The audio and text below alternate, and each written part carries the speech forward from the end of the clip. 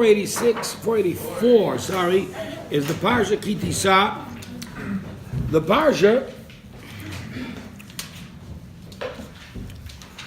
is one of the longest Parshas in all of the Torah.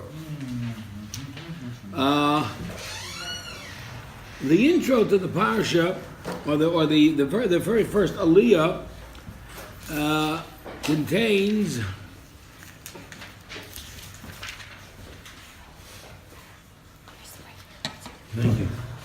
contains 11, 18, 11. The first a portion of Ki Tisa contains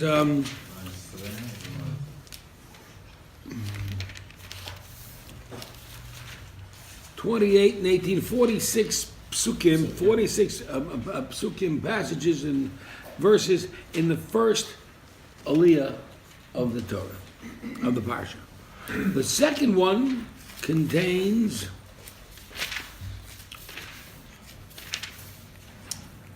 36, 47, 47. Now, the first Aliyah will deal with a number of issues, particularly dealing with the sanctuary, the Mishkan. Parsha Ki Tisa begins with what we discussed a couple of weeks ago, the giving of money to tzedakah to the building and the erection of the Mishkan. The Torah talks about it in a form of raising up the heads of the Jewish people and to count them. This is called a census. And we want to know the population. And then every person will give a tzedakah, and it's called a kofer nafsho, an atonement for his soul, as he's being counted. And this way there is no plague upon the counting. So let's go backwards. Why is there a plague in counting? Generally speaking, when you deal with counting, you deal with quantities. So people,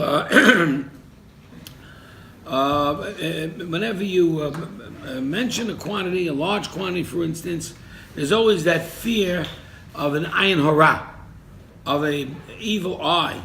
That means that the person who is the person who, let's say, is counting or being counted, or let's say is counting his money. So there's always the fear that as you count the money, somehow or another the money will diminish. What you thought was $100 became 90. Why does that diminishment happen? Because there's an ayin hara. What's the ayin hara? Bad eye is the pshat that a person can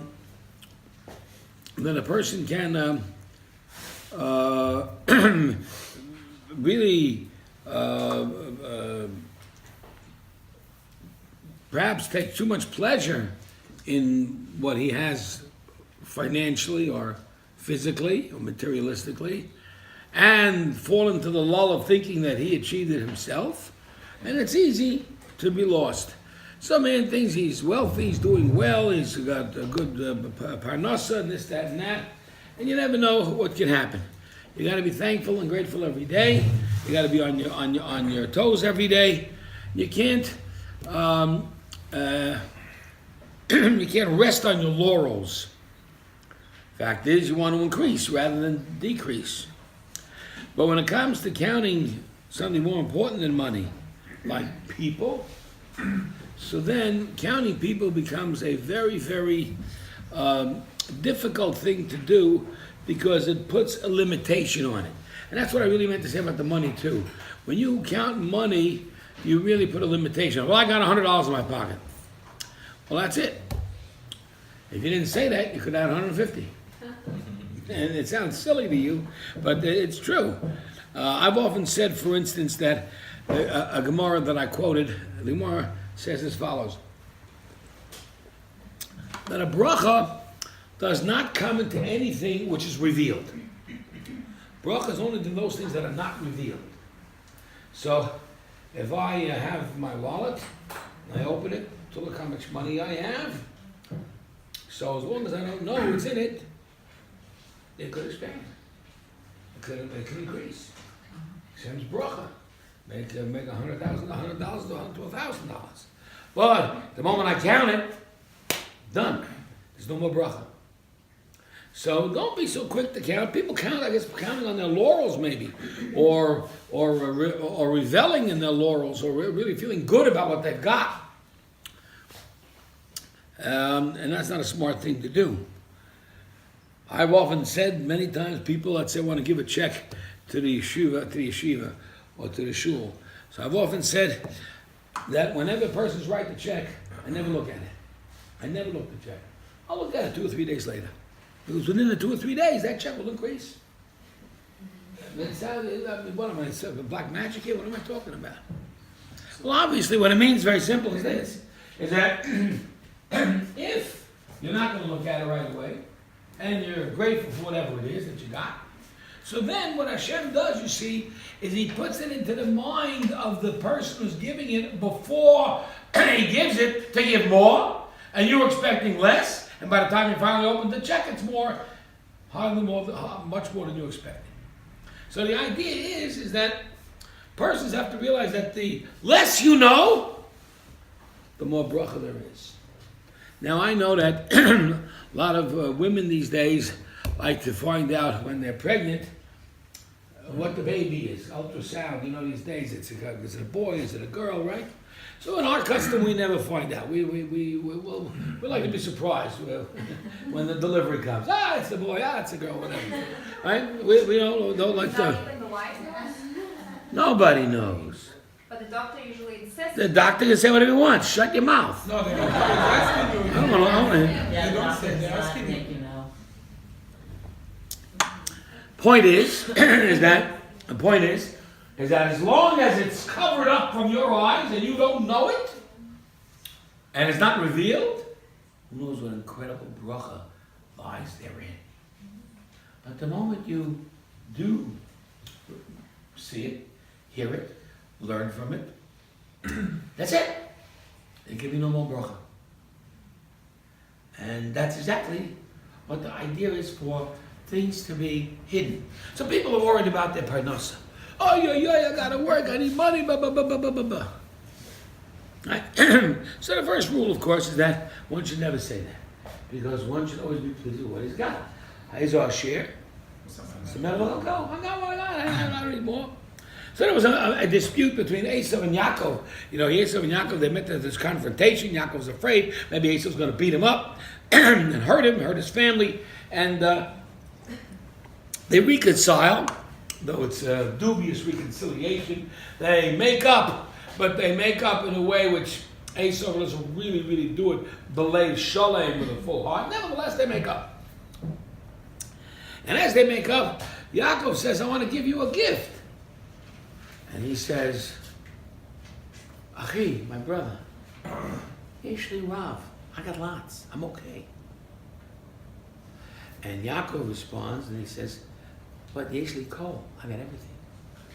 What's the difference between a person who says I got lots and a person who says I got everything? A person who says I got everything is truly happy with what he got. He's satisfied. He says, I got lots of stuff. But I want more. Yes. I need more. Yeah. The idea is that and Esau has this constant insatiable drive for more. Yaakov, I got what I got. I'm happy. The idea of having this ability to succeed in parnasa, of course with trust in Hashem, obviously, is the idea of seeking out bracha. Now the word bracha, what does it mean, a bracha? What's a blessing? So generally speaking, there's always, you can specify which bracha you want.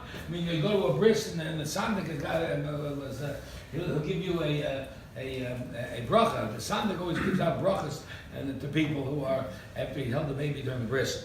And yes, they come to Son and give me this bracha, give me that bracha, this bracha, that bracha, this I need, that I need. But without specification, the general use of the word bracha means money. The general use of the word bracha means finance. That's the general usage of it. So the Kohen gets up and he gives you a bracha. Yivarechacha. You should be blessed.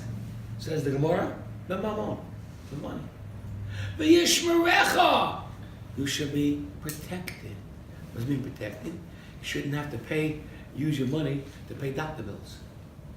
In other words, that you have bracha and success doesn't guarantee anything. I made a lot of money this week, right? But I had the enormous amount of bills. And besides, I got 2 tickets this week too. Right? The cops called me twice. So what's the point? The point is that you would need a shmirah. If I'm driving down the street and I see a cop, I say, shmirah, Hashem, help me, protect me. Now, the truth is, we shouldn't say that. A person should always know that the police, as we were taught when we were children, we grew up learning as children in New York City, the policeman is your friend. Okay, so let's not berate the cops. But when you're in traffic or you're trying to get somewhere fast, try to avoid them. Now, when you're, in a sense, seeking out bracha, the bracha of Hashem, what the Kohen gives you, what the Sandik, the Bris gives you, is for the parnasa that we all need, that we all crave, that we all feel an absolute fear. We need the money, gotta have the money. The truth is, money lies in bracha. Money lies in bitachon, in trust in that bracha. And even if the bracha comes, that's no guarantee that you're not going to spend it on something negative. So you need a shmirah as well. Yivarech Hashem, v'yishmerecha. Hashem should watch you and protect you. But the first thing is bracha. Now, bracha lies where? It's something that's hidden. So it's not revealed. The moment it's revealed, bracha can't happen. Why can't it happen? Because it is what it is. You know it. If it's $10, it's $10. That's where it stays. But if you don't know it's $10, it can become 25 with the blink of an eye. You have to really believe that. Now you're doing a deal with a guy, or maybe whatever the issue is, and you're trying to negotiate a deal, whatever it is. Now, maybe you try to negotiate the best possible price, and maybe you want to get more money, and more this, and more that out of it, and whatever it is you want to achieve, but you have to have that sense of the mystery of it all. You want answers, you want clarification, you lose bracha. Leave it to mystery.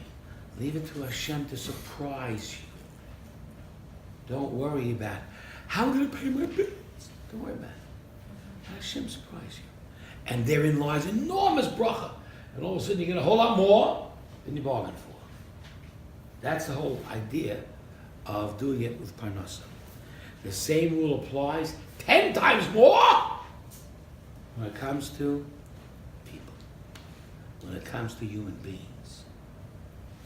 You have friends, you want more friends, don't seek it out, leave it to be mystery.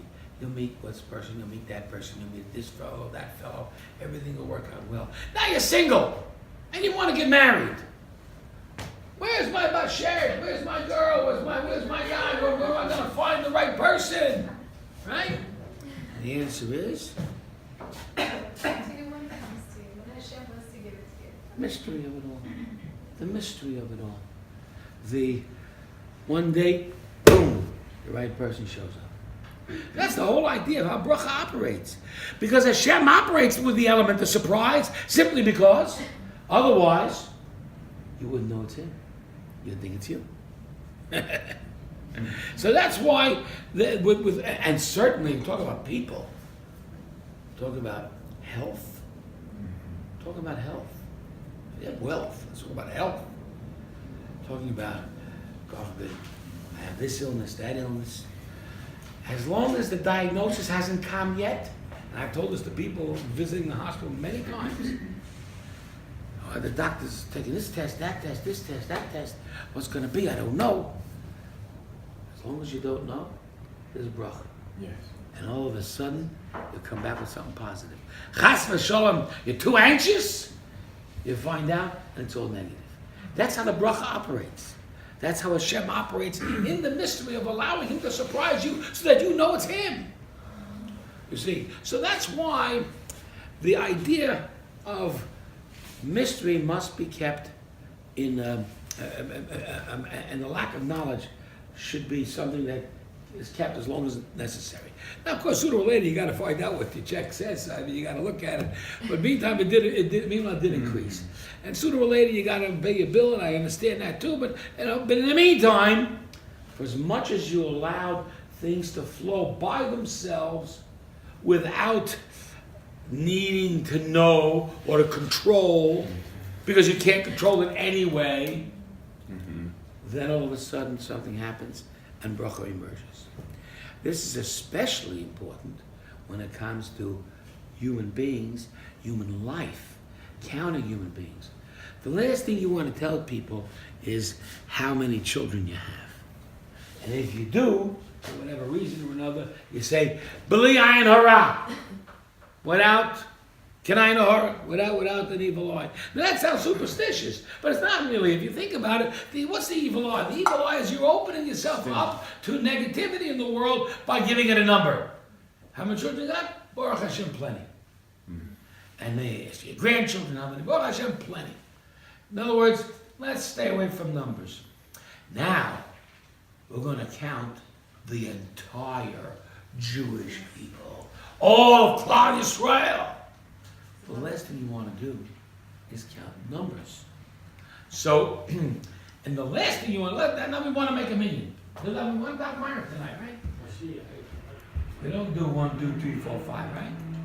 We find a pasuk that has 10 words in it, and we use those 10 words. You got a million. Understand? But the point is that you cannot, a Jew should never be counted.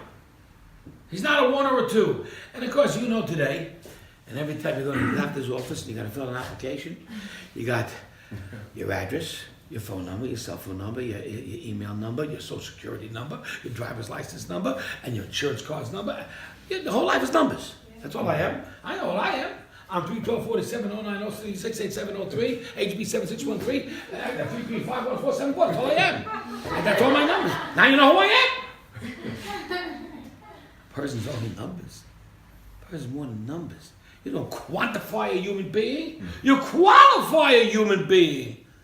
You don't say that person is this dimension. Person is a beautiful human being that has qualities far beyond his quantity. No matter how tall he is, what do you say? I'm just confused because if we're supposed to be grateful and have gratitude and for all that we have, right? And be happy. Why not count it? why not count it? Like what is it? And does it say somewhere, like in even this Parsha, like not to count it or not? It says it right here. How does What do you think I'm talking about for all my life? How does it say it then? I'll tell you why. Because it says, if you want to count the heads of the Jewish people, I mean the heads, I mean the head of each person. Bang, bang, bang, bang, right? I want to count each and every guy.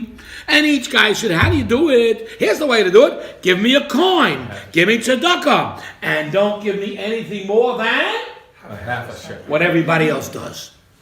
This way I got my number real fair. Everybody's doing the same amount. I just count coins. I ain't counting people. Right? And this way there's no negative. Look at that. Look at the end of verse 12. This way there's no negative. There's no plague. Because the moment you open up numbers, a plague can happen. God forbid this person dies, that person dies. Maybe a whole bunch of people die. happened with Shlomo, no? No, David. With David, Toda. Yes, David. When David counted, David Counted, counted, yeah. he had a plan. That's right. That's right. Joab said no. That's right. He didn't even- Yeah, that's right, exactly. So therefore we're told here, count coins. And counting the coins, what have we accomplished? We now know how many Jews there are. And now we are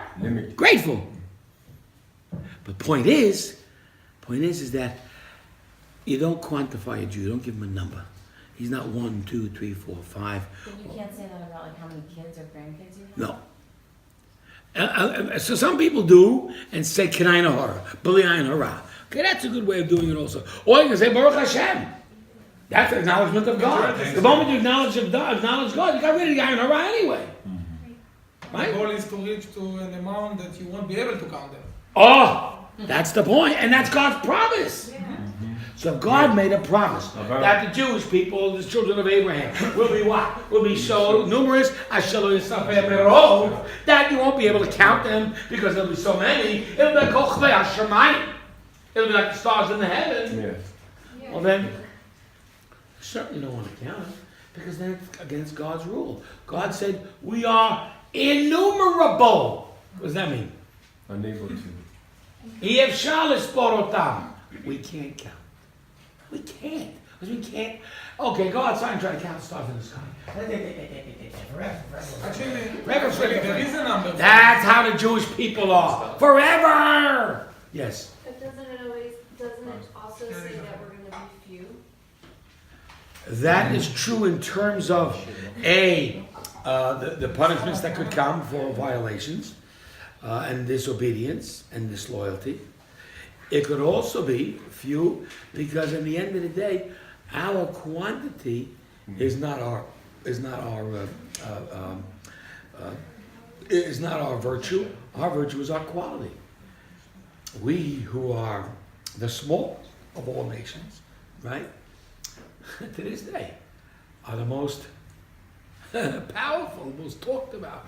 I mean, there's no more nation in the world today that's spoken about, that's given more press, more attention by the UN than the state of Israel. And Israel's no bigger than New Jersey. The smallest, insignificant. I mean, you could travel to Israel in less than a day. Naria, Elat, boom, I'm done. Country's over. I'm done. I'm all over. I'm finished. What does it mean? That means that it's not quantity, it's quality. You see? Okay. The descendants of Noah, so let's say Ham and Shem, yeah? Ham and Shem. Like the descendants of Noah, Shem had the most few descendants. Right. What's the reason why You're talking about Parsha's Noah. Right. Shem, Ham, V'Yafet. Okay. Why did they? So there's a reason why, right? Why we have few though numbers. No, because again, it's not kamut, it's eichut. What is kamut? Quantity. What's eichut? Quality. We're people of quality. I mean, one Jew is worth 10,000 Arabs. Nothing personal to the Arabs. I still don't think it's offensive. I mean, I don't want to insult the Arabs. I mean, but the point is that again, we have to go through this ritual in order to get our population. But the ritual has some other factors in it. It also has the opportunity to do what? To give tzedakah. And tzedakah is worthwhile. Because where's the tzedakah? Where's the money going? To build up the Mishkan, to build a sanctuary, to have a shul in your midst, have a yeshiva. Great cause. But there's also a third value. The third value is that everybody gives the same. Ha'ashir lo yarbeh, v'adal lo yamit. Take a look at verse number 15. The rich shall not give more, and the poor shall not give less. From the half shekel. And the idea of a half shekel, not a full shekel, is what?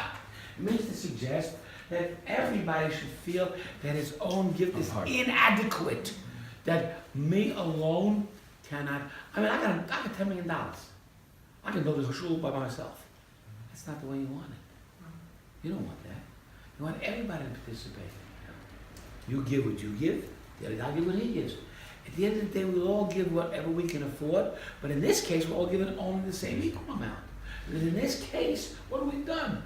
We've equalized and they unified all of us. We're all together now, all embraced together in a single uniform sense of brotherhood of our people.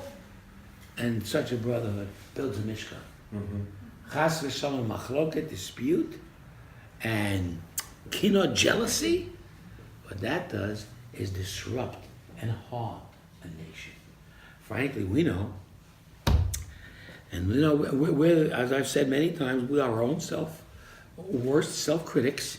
We criticize ourselves, and we know who we are. We are not a people that indulge in immorality much, as the rest of the nations do. We are a people that do have lust for money. We have been known to be dishonest. But we are also, most of us, nearly all of us, guilty in one way or another of Lashon Hara. That's the thing that's killing us. And we have to know that. We have to know about ourselves. Why we speak bad about this person, bad about that person. Why we don't have, why we have jealousy, why we have competition, why we don't work together. Says the Torah, here's how you're going to work together. You want to build a sanctuary? You want to build a place for Hashem? You want to build a place for spirituality? Everybody together, they have shekel. They have shekel now does what? So first of all, it builds the shul. Second of all, it counts the people. Third of all, it gives tzedakah. What? And it unifies us. It elevates everyone. And elevates everyone. And most significantly, what it does is it brings about kofar nafsho. It builds a kofar nafsho. It brings a kapara. What's a kapara? An atonement, a forgiveness. What do we forgive? What are we being forgiven for? For what? For the golden calf. Which means what? Which means that the golden calf, which is going to be spoken about in the next portion of this parsha, right? Had already occurred. So again, we reiterate what we learned 2 weeks ago. Ein mukdam u'muchar b'Torah. There is no chronology. We will go, the Torah, even though it seems to be chronological, and it is, for the most part, we will go out of order. The Torah will go out of order, and Hashem will command Moshe Rabbeinu to write it out of order on certain occasions to prove the point that we're not a history book. The Torah is a law book. Why this one? Why do we pick out this idea of giving the tzedakah and an atonement? And by the way, this tells you that tzedakah is a great atonement. Talk about the power of tzedakah. Tzedakah, giving charity, is so significant that, first of all, the Gemara says, "Gedol tzedakah shemakarev et Right, it's tzedakah and charity and giving to the poor and giving to the needy, because why? It brings the redemption closer. Why does it bring the redemption closer? Because everybody knows that the exile was caused by sinat chinam, hatred, lashon hara, one to the other. We fought with each other. Therefore, we all know that the only way we can achieve the redemption and correct the sin that caused us all this sorrows and all these troubles is to have unity and fight off lashon hara and gossip and slander and jealousy and competition. That being the case, tzedakah can do that.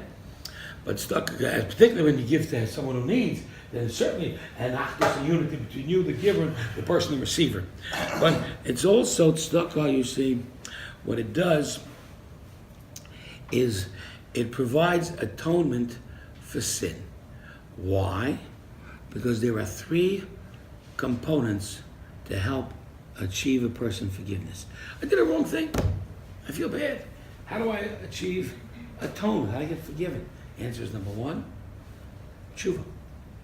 You have to repent. You have to change. Say, I'm sorry. I want to do better. B, prayer. Tfilah. The third is tzedakah. Tshuvah, tfilah, tzedakah, those 3 components, ma'avir nesro ha'gzera, takes away the evil decree. Now this is interesting, because if you think about it, they compare very easily to the 3 things upon which the world stands, the beginning of Pirkei Avot. The world stands on 3 things. What are the 3 things the world stands on? Torah, Avodah, and Torah, and Chesed. So Torah, Avodah, and Midas Chasadim. What does that mean? That means that Torah and service to Hashem, learning and service and religious service and tzedakah and Chesed. So match them up. Tshuvah, or let's say tfilah, is Avodah. That's why you serve Hashem. Through prayer. Tzedakah, that's chesed. How do you, tzedakah is an expression of human kindness. What's tshuvah? Tshuvah is Torah. Why is tshuvah Torah? Because you only can learn how you've been wrong by virtue of what you learned. In other words, if you don't know that you did something wrong, it's because why? You don't know. Because you don't know? Because you're not learning? The Gemara says a person gets an ache somewhere, he has to know what caused, what sin did I do that caused this problem? Gets a what? Sorry, Huh? the person gets a what? An earache. Oh, what did I do wrong? I must have listened to Lashon Hara. Oh, I remember that moment I listened, right? Person picks up, he checks himself to decide, figure out what the problem is. But as he checked himself, he couldn't find he did anything wrong. You know why? Because he didn't know it was wrong. You know why he didn't know it was wrong? Because he's not learning. Right. Tshuvah is Torah. Tshuvah is learning. If a person really wants to do tshuvah, the very best way is to start learning. And learning Torah. What does that mean? That means the bracha in Shemon Esrei. Hashivenu Avinu, the Torah Techa. Return us, our Father, to your Torah. That's how you return to the learning. Then you come closer to Hashem by davening, and then your davening leads to an enriched personality that is filled with shalom, that is filled with between man and his friend, that is filled with chesed and kindness and so forth. End of the day, the bottom line is that the shekel had numerous accomplishments. As we said, tzedakah, counting the people without plague, because you count the coins instead. Tzedakah to the sanctuary, bringing the Shekhinah down, bringing people closer to one another, and basically the atonement of the sin of the golden calf. But what occurred afterwards, we said. But it occurred before, but it's written after. How was that? So we said there's no chronology in Torah. If that's the case, why do we pick this story? To reverse the order? To tell you, Higdim Hashem. Higdim Hashem. Hashem brought the medicine before the sin, before the illness. We have to believe that every time there's an illness, Hashem has out there already planned a solution, already a medicine, already some procedure to achieve health, but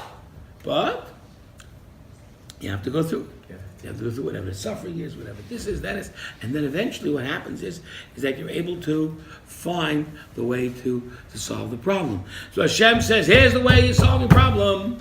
From a sin as disastrous, as horrible as the golden calf, the ego, that's all you got to do is give half a shekel. Forgiven. Isn't that a riot? Think about that. That's all you got to do is give one little half shekel coin. And not a full shekel. Why half? Because I'm not giving to myself, only by myself, I'm giving with everybody. My shekel is only half. I need your shekel to make a full shekel. You understand? I need your half. I need your half. We all need to work together. This brings about the forgiveness from the sin of the golden calf. Yeah. People died for building the golden calf. How many people died? 3,000. 3,000. 3,000. It says it in there. Yes. It says 3,000 died. Now, later on there was a plague. Much later, when the Jews were lusted after the Moabite women. And that was the curse that Bilam brought upon them. He figured the only way to get the Jews is to have them indulge in this, and they indulged, and 24,000 people died. Okay, I admit it. It's not good to lust after Moabite women. I don't suggest it. However, for as bad as that may be, it's not as disastrous as building a golden calf and worshiping a golden calf. That's betrayal of Hashem. Hashem just gave you the Torah. Hashem just gave you the 10 statements and on the 2 tablets.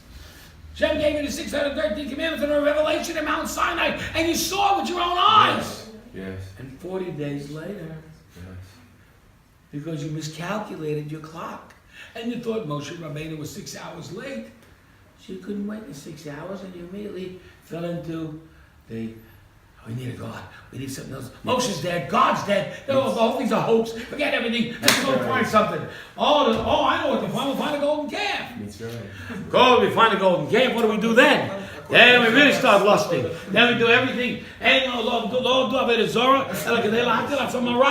The only reason people indulge in idolatry is to permit them all sorts of promiscuity, all sorts of licentious behavior, men and women, and all sorts of orgying and horrible behavior. All came out of the golden calf. You know that even And only 3,000 people died. you know the same theory they have now with the Holocaust. They say that a lot of people were actually not really Jewish because the mother wasn't Jewish, so they're calculating it as not really that many We Jews don't died. take much calculation. We don't take much calculations. So what do you think about that when they say I think that? it's nonsense. I I think it's nonsense. You know why? Why? Because to me, a Holocaust isn't numbers. One Jew is a Holocaust. One human being is a Holocaust. You kill one person, you deserve to be dismembered and beaten up and eyes gouged. Understand? Sanctity of a human being? Holy human being. But that's how we cry all Jewish people. Okay, but the point is that what? 3,000 people died for the golden calf. Now, the answer to the question is why. I would have thought a whole massive amount of people would have died. Of course, we also understand what? We also understand that God was forgiving. God is forgiving. How does a wife forgive her husband for adultery? He strayed on her. He betrayed her. He went to another woman. How do you forgive him for that? Come on. You don't. You do. You don't. She can. She always has the doubt. With Hashem it's different. With Hashem it's one way. It's no matter what we do. What? The trash. Trash. He's finished. The same can. Good. Well, appreciate your remarks. However, Hashem forgives. The question is why? We betrayed him. Yeah. We went and served another God. Yes. It's the same Adultery thing. there. You know that we talked about the 10 statements on the 2 tablets. Remember that? Remember we said that one set is between man and Hashem, and the other set's between man and man. Remember we said that? Yes. Remember we said that you're really supposed to match them up: 1 and 6, 2 and 7, 3 and 8, 4 and 9, 5 and 10. Okay. What's 2 and 7? What's number 2? No. Shall have no other gods. No other gods, Right? Yes. Thou shalt be faithful. What is number 7? It's adultery. Don't commit adultery. Don't commit adultery. You want to see the connection? Yes. Okay, so understand. How does Hashem forgive you? And frankly, that is the most phenomenal part of the whole Parsha. The Parsha here tells us the amazing story. The amazing story is that, and I do this again and again, and I've done this nearly every Thursday night, but I marched through the journey of the establishment of the Jewish people through the beginning of this Sefer, the beginning of Shabbat, all the way to where we are today. Let's start. How did the Jews start? Slavery. What's next? Hashem saved us. What's next? We celebrated Pesach, and Hashem gave us the religious freedom to become his people. Fourth, we left Mitzrayim physically and saw the Egyptians drown in the sea. Fifth, we got the Torah.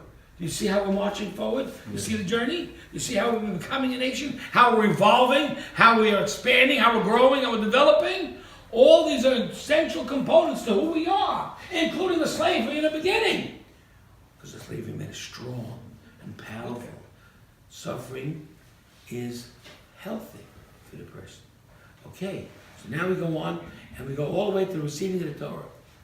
And then we said, we have to have a Mishkan. Next step is we have to have a sanctuary where Hashem will bring his presence down, not just one time, but forever in a special place where the Torah shall be kept. Beautiful. And then we come to the next step. Next step in the journey of the evolution of the development of the Jewish people. And that is sin. Since we're human, we're going to sin. We're going to do, but you see, since we're Jewish, we're not going to sin like everybody else. we're going to sin a whole lot more drastically and a whole much more horribly than everybody else. When we do great, we're the greatest in the world. When we sink low, low, low. How does a people betray their Hashem after he took them out of Mitzrayim? And he gave them the Pesach, and he destroyed the Egyptians in the sea, and he gave us the Torah, and we're building a Mishkan, and we go and betray him. Mm-hmm. How do people do that? The next important component in our development is the realization that we're still human beings. And what does that human beings mean? It means that we can make mistakes, and we will make mistakes. Which simply means what? If you really want to know who you are as a person and as a Jew, remember this.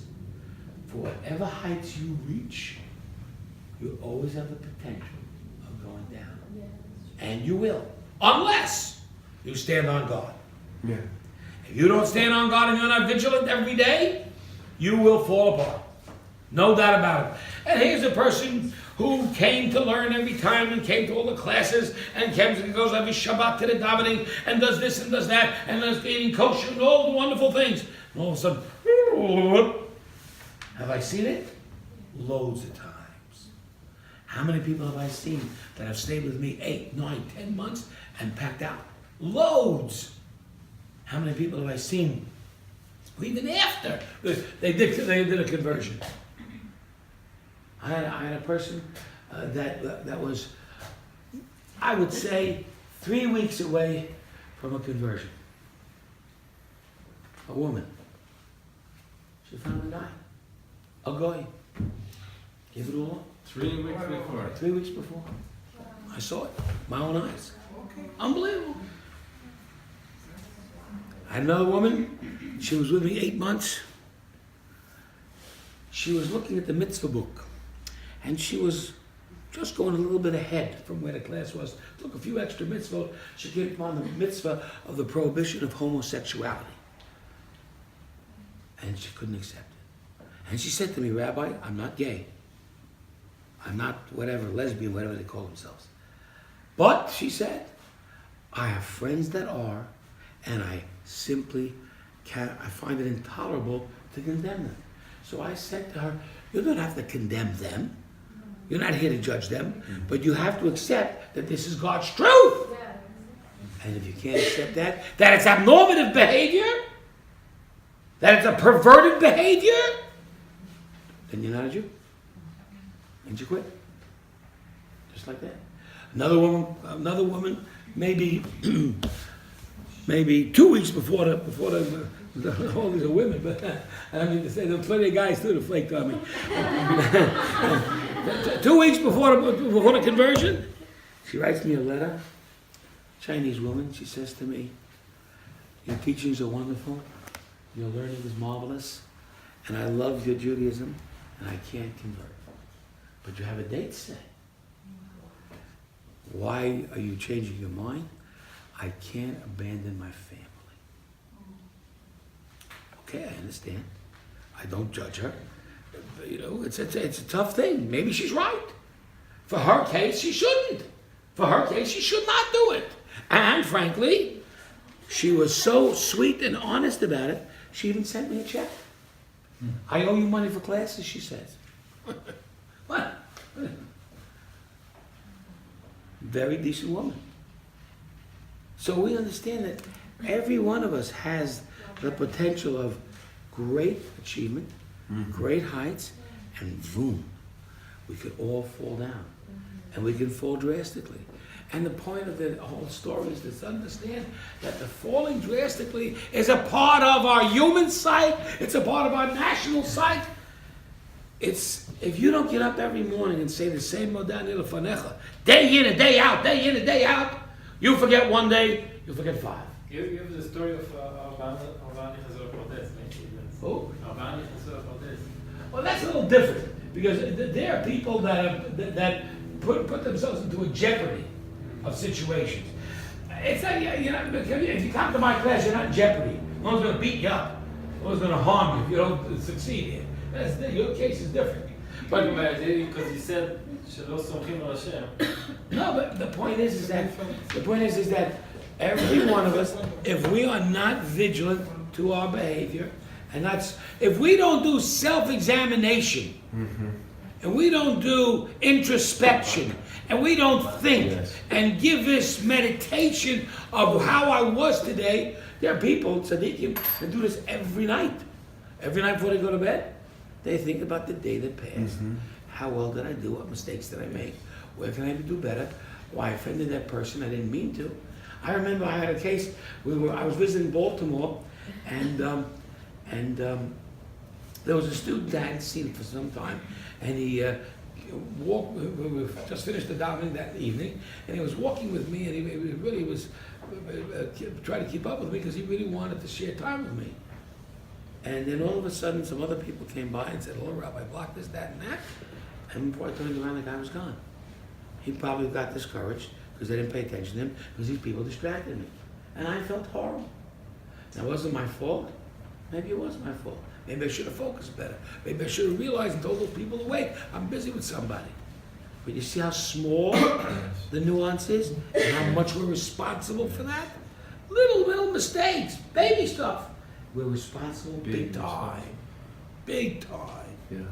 And we have to be introspective and thoughtful of this, mindful of this. That's how you do tshuvah. That being the case, Hashem allows for tshuvah and allows for forgiveness. And that's really the story of the Parsha. The story of the Parsha is that the Jewish people begin their journey from slavery to the Torah, to the departure from Egypt, to the building of the sanctuary, to the sitting with the golden calf. They move forward on to a higher level than ever before. And that is tshuvah. B'makom shebalei tshuvah omdim, ein tzadikim gemurim omdim. In a place where the Baal Tshuvah stands, the righteous cannot. Why? Why is a tzaddik less than a Baal Tshuvah? Because a Baal Tshuvah tasted the problem, tasted the situation, tasted the wrongdoing, and it was delicious. What a pleasure! A little bit of theft over there, a little bit of this. Oh man, a little bit of trafe over there, you know.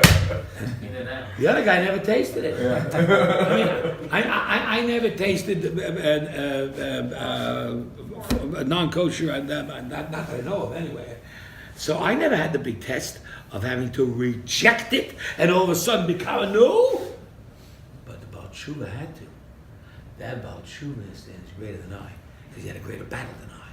I missed it an hour, but I'm just kidding. What? What did you miss? I missed it an out. You missed what? In and out. In and out. Oh, in and out, okay. So I'll tell you, there is a halacha that says the following. The halacha says, if a person is not permitted to say, I hate not kosher. I hate treif. I hate pork. I despise, I get disgusted by shellfish. Not to say that. You're supposed to say, delicious pork. Delicious treif. It probably is fabulous. In-N-Out burger, boy, that In-N-Out, yes sir. But the only reason I don't do it is because Hashem said so. Not because of the taste or the flavor. Well, Jewish food's better. The Goyim will argue with you. They'll say it's not so better. Whatever it is, the point is that I'm not keeping kosher because of the flavor or the taste. Some people will tell you, you know why you should keep kosher? Because it's healthier. Biggest joke in town. One cholent, one chamin on a Shabbat, you understand? And I guarantee you, you'll have to go to diving school. There's a lot of vegetarians and vegans that are doing a kosher diet now. And you actually have a menu online, it's a kosher diet, that's how it's called, and that's how they lose weight, they eat kosher. Listen, I'm not here to lose weight. I haven't lost weight in months or years, so I'm not an expert. Don't ask me how to lose weight. I can only tell you how to gain it. Eat falafel. With a pizza. With a pizza. The truth is that a person who has done tshuvah has reached a level of incredible control and incredible loyalty to Hashem after having tasted the non-kosher, tasted the wrongdoing, tasted the crime. And he says, I now resist it and reject it and resent it purely because of Hashem. The person's higher than a tzaddik. Do you understand? Yes. Yes. So you understand that the question is, of course, I mean, do you ever lose the desire for the wrongdoing? I mean, listen, I'm a kleptomaniac. I steal all over the place. One day I decide I'm going to be like God. I'm going to listen to God. I'm not going to steal anymore. Right? But I mean, I imagine the poor guy has to go through hypnosis maybe to stop being a kleptomaniac. How do you really rid yourself of mistakes? And the answer is, to some degree you never do. And that's why we say in Pasuk, Ashrei Adam Mefached Tamid. You hear this? Ashrei Adam Mefached Tamid. Happy is the man that is scared all the time. Now that doesn't mean you be paranoid. Because if you're paranoid, no.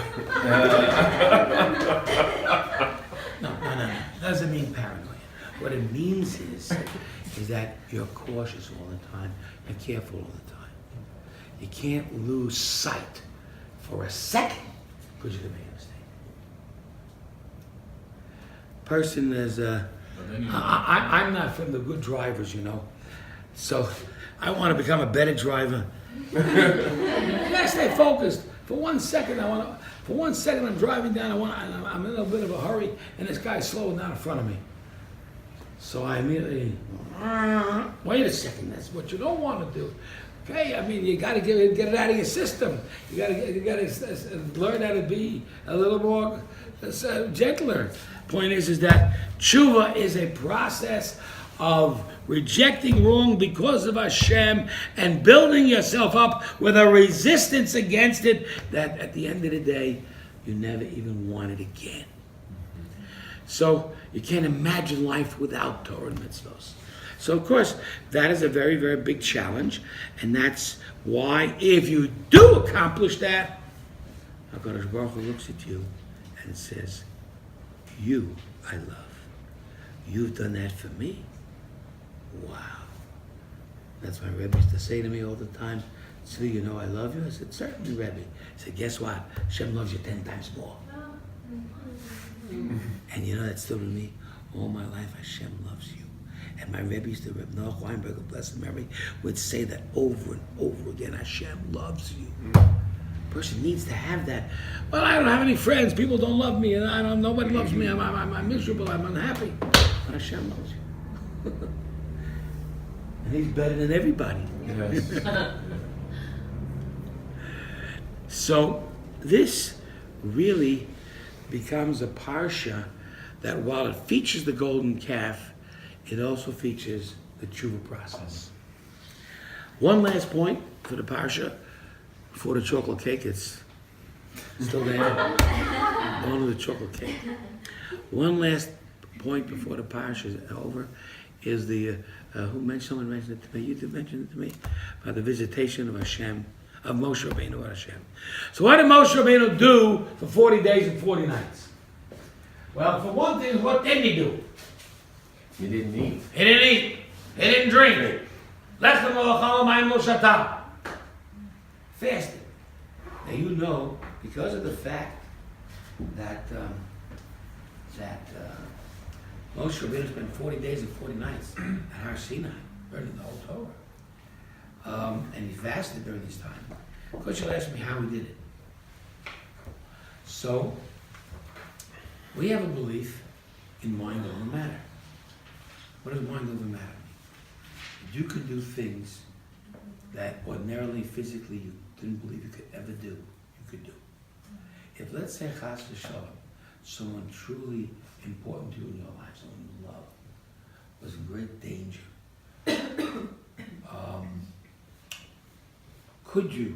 would you find the strength and the energy beyond your physical capabilities to save that person. Definitely. It has been proven, yes. It's been proven. Aged grandmothers are able to find strength to be able to protect their grandchildren from an oncoming car. It's amazing. Where there's a will, there's a way. Hebrew, Ein Davar, or Melech Naratzon. If you really want it. Yes. Moshe Rabbeinu wants that Torah. He wants it bad. He wants it so bad you can't imagine. Because see, he tasted the Torah because way back when Hashem appeared to him in a bush that was burning, wasn't even burned down. And where was that bush? Son. Har Sinai. Son. Now he's back here at Har Sinai again. And this time he's got to go get the Torah. Now in getting the Torah, Moshe Rabbeinu must shed his physicality. In order to connect with Hashem, in order to get deeper connection, more spiritually connected, in order to really feel the divine presence and get an true understanding what the will of Hashem really is, you can't have issues, restrictions, limitations. Hashem, wait a minute, I need a break, I gotta go to the bathroom. None of that stuff. Understand? We're people who, but Moshe Rabbeinu was a person who was able to control all of these physical needs. Of course, you all know that at the end, Moshe Rabbeinu was so holy, he had to separate from his wife. Mm-hmm. Now, we understand that that's in perspective. That's not for us to account to do because that's an issue of a great and truly holy man. Us, we try to do the best we can within our scope. So that obviously, one of the ways that we do it is the holiness of being able to hold ourselves back from our wives when the Nida period is. Those 12 days at least show some degree of constraint, of restriction, of control, of I'm sublimating and sacrificing the physical for a greater spiritual idea. Yes. Okay? Moshe Rabbeinu, sacrificing everything. First of all, he's capable of. He's got power inside him that we can't imagine. What's the power? Power is his interest, his desire. His desire. Think of something that you really want, you really desire in life, that you really need. Really important to you, that's what Moshe Rabbeinu feels about Hashem, feels about the Torah. There's nothing, this is everything, is all I want nothing else. I don't want a house, I don't want a car, I don't want a parnasa, I don't want a wife, I don't want nothing, I want Hashem. Now, it's a little bit above us, we understand, but get a perspective of it, to understand who this man is, so that when he comes down and teaches you the Torah, you trust him. Yes. So Moshe Rabbeinu is up there 40 days and 40 nights, and he says to Hashem, and you can see it over here on page, see it over here on page 500 and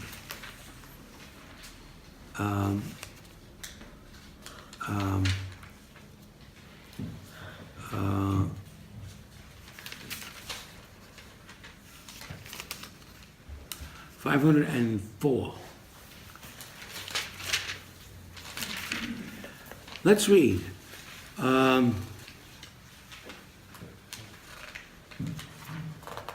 12, verse 12. Moses pleads for God's nearness. We see that. That's the on the what's it called, the margin. Moshe says to Hashem, "See, you say to me, take this people onward, but you did not inform me whom you will send with me. And you said, I know you by name, and you found favor in my eyes." That's Hashem. That's Moshe telling Hashem how you feel. I know how you feel about me. And now, says Moshe, if indeed I found favor in your eyes and you truly like me, make your way known to me. I want to know you. I want to see You wanted to see him, yeah. I want to feel. So that I may comprehend you. I want to understand how you run this world. Yes. And if your presence does not go along, then I don't go. Then he says, you have found favor in my eyes, but see that the nation is your people. So Hashem says, my presence will go and provide you the rest. I'll let you see something. Now, Hashem says to Moshe Rabbeinu, page 507, Moshe Rabbeinu says to Hashem, show me now your glory. Hareini na es kivodecha. Says Hashem, I shall make my goodness known for you. I'll let you know lots about me. Lots of truth. And I'll call out the name of Hashem before you. Now, the name of Hashem before you means as follows. I'm going to tell you what my real name is. The Adon word, the Yud He Vav He, which we don't pronounce, the word that encompasses all of who I am. I'll let you know it. And I'll let you know how it operates. And I'll let you know how it works. The Hashem, the All-Merciful. I'll let you know how it works. And I shall show favor to those who I shall show favor, and mercy to those I show mercy, which indicates this is how I run the world, and this is how I decide when the righteous shall be punished and the wicked shall flourish and be successful. But I don't understand Hashem. We all say the same thing. Hashem, well, wicked people out there doing wrong things, getting all these blessings, becoming all these wonderful things. Meanwhile, there's the tzaddik, the righteous, and they're suffering. What's going on here, Hashem? We ask that question every day. Moshe Rabbeinu is asking it right now. Because that's the essence of Hashem. That's what he wants to know. And of course, Hashem responds to him and says, 29, you shall not be able to see my face, for no human can see me and live. What does that mean? It's so powerful that a human being cannot stand in God. What would happen to Hashem you? You would die. No. Well, Does that we all mean- meet him when we It means die. the body, which not- is full with its limitations and physicality, cannot completely comprehend the total spiritual power of Hashem, who has no limitations at all in time, space, or anything else. I mean, if you sat there for an hour and you tried to do it, you couldn't. And for 10 hours, you couldn't. Think of God.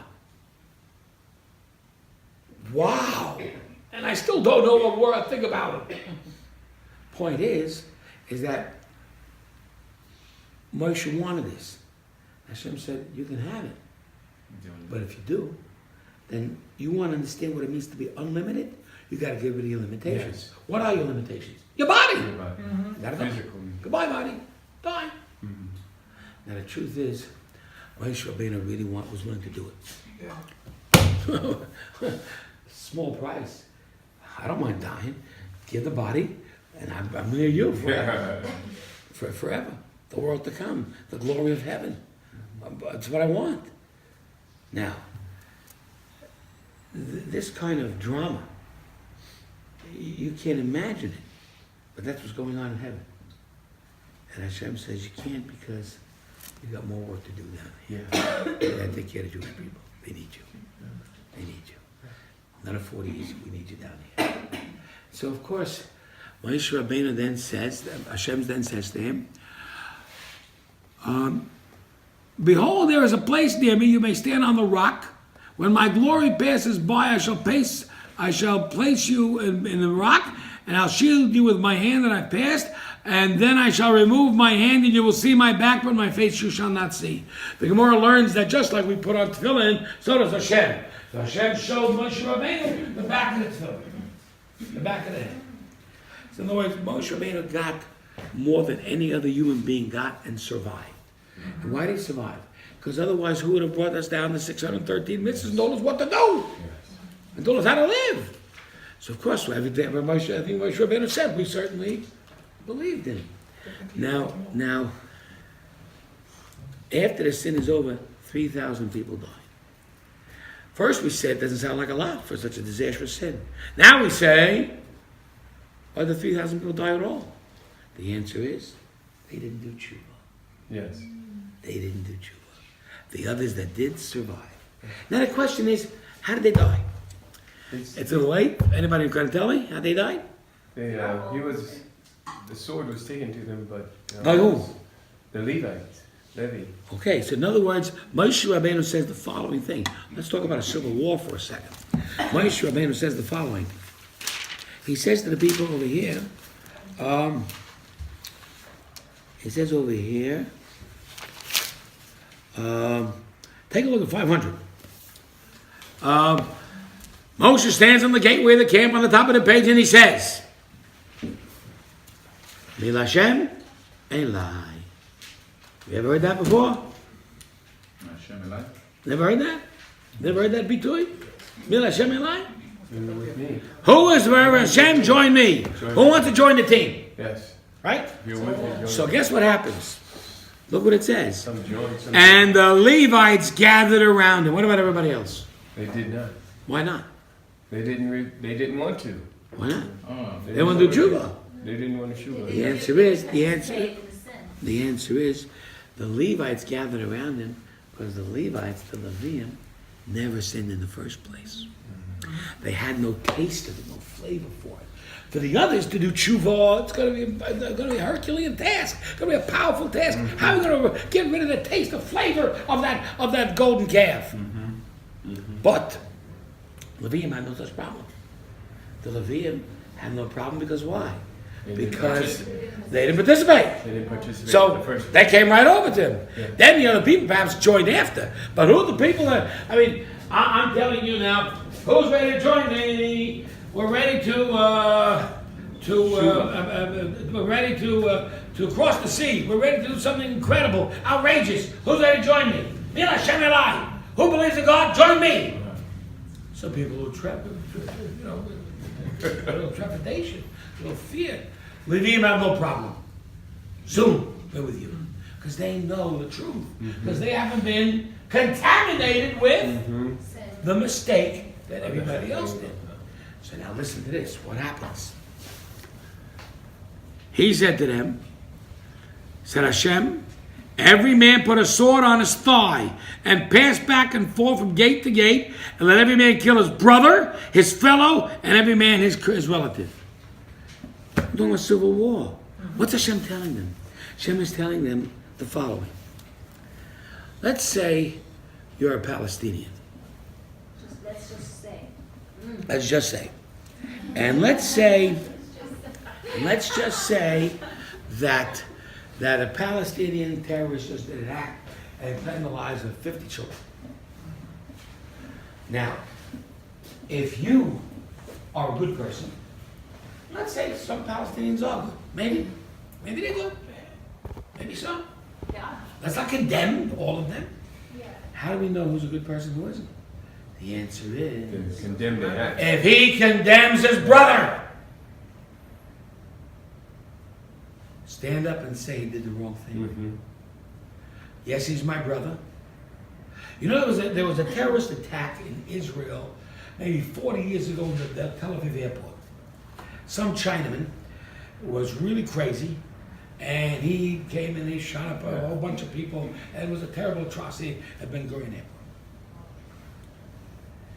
And the Israelis took him into custody and whatever they were going to do with him, maybe try him and stupid trials and put him into prison, stupid prisons. Give him money and But at the end of the day, what do you say?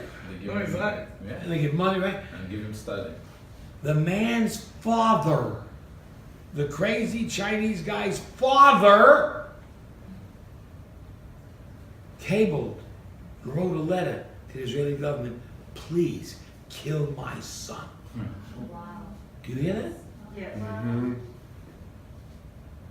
As painful as that is, you have to know that you have to stand up for the truth. Yes. Even if it means Yes. someone's dear to you, near to you. See? Yes. And that's why the Levium said, if you want us to go out with our sword against our fellow Jews and kill anyone who doesn't want to do tshuvah. And they ended up killing 3,000. Or Hashem, not more. Because why? Because if it was more, I mean, maybe because thank God the rest of the people did tshuvah. But the funny thing about it is, no fellow Jew took up the sword except Levi. Why was Levi the only one that could kill a fellow Jew? Because Levi, see, never tasted it.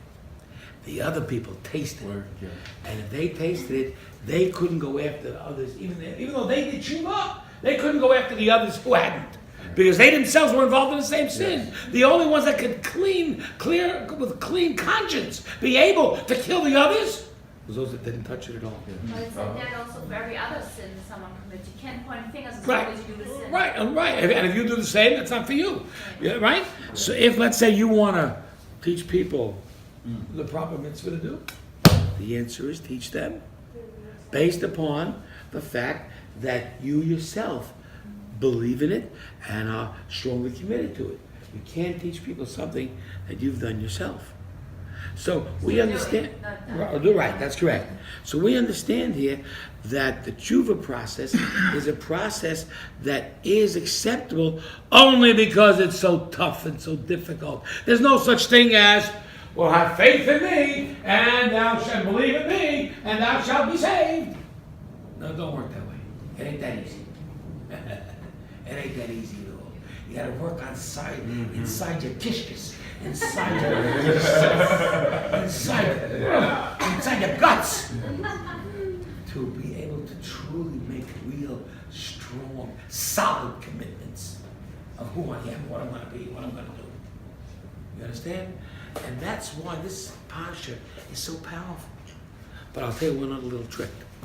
Remember we saw how big the first parsha was? And how big the second parsha was? You know why the second parsha is so big? Because it's all about the story of the egel, of the calf. And who was the second person called up to the Torah every single Shabbos? Levi. Levi gets called up to this. You know why? Because since he didn't do the sin, he's not embarrassed. Now let's say we're talking about a man is a known thief. Do you know what we do with this guy who's a known thief? We call him up to the Parsha of the Torah, which talks about do not steal.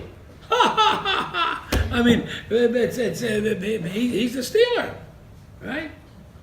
And then we talk about a man who commits adultery. So we call him up to the Parsha and says, don't commit adultery. It's embarrassing for the poor guy, because the guy did it himself. You can't call up anybody but a lady to that Parsha, because he's the only one that won't be embarrassed. Everyone else will be embarrassed. Yes. You get it? So, You can't call anybody else. you don't have a levy. What? Oh, except a lady. Let's say now, If you don't have a levy. or then you're stuck, Doc. Don't call me. Get somebody else. I forgot my name.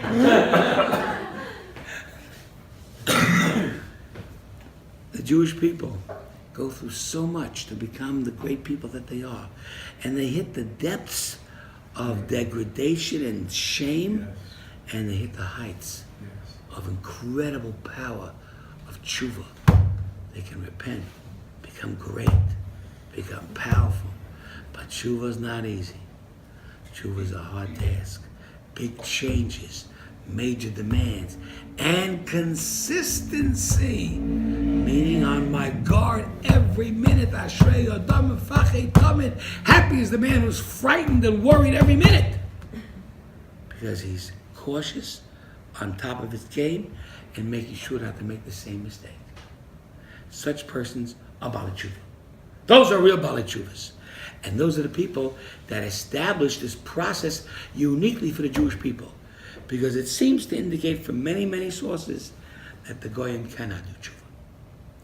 The reason Goyim cannot do tshuvah is because they don't have that many mitzvahs to accomplish in the first place. They only got 7. And if you can't do them, what do you got? Fact of the matter is that it talks about Israel doing tshuvah, and all the prophets, including Isaiah himself, tshuvah Yisrael Hashem Lakecha, only the Klal Yisrael can do tshuvah. So this parsha is a parsha where the Jewish people march on in their journey to degradation and to great heights.